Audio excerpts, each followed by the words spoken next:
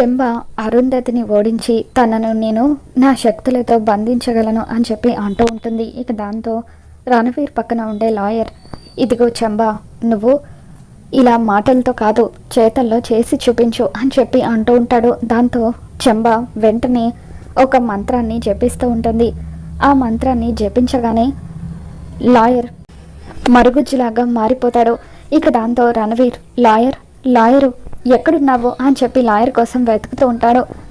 రణవీర్, నేను ఇక్కడున్నాను రణవీర్ అని చెప్పి మరుగుజ్జుగా మారిపోయిన లాయర్ అంటూ ఉంటాడు. ఇక స్టూల్ పక్కన చిన్నగా ఉన్న లాయర్ని చూసి రణవీర్ షాక్ అవుతూ, చెంబ, నీ శక్తులు మనోహరి మీద, లాయర్ మీద కాదు, ఆ ఆత్మ మీద చూపించు అని చెప్పి అంటూ ఉంటే, నా శక్తితో ఆ ఆత్మని కూడా ఇలాగే మరుగుజ్జుగా మార్చేస్తాను, అప్పుడు ఆ ఆత్మ నా చేతిలో కీలు బొమ్మలాగా మారిపోతుంది అని చెప్పి వికృతంగా నవ్వుతూ ఉంటుంది.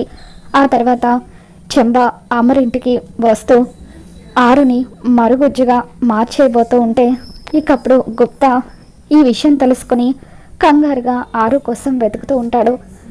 మరి చెంబ బారి నుండి ఆరుని ఈసారి ఎవరు కాపాడతారో మళ్ళీ మన ఛానల్లో తెలుసుకుందాం. ఈ వీడియో మీకు నచ్చినట్లయితే తప్పకుండా లైక్ చేయండి.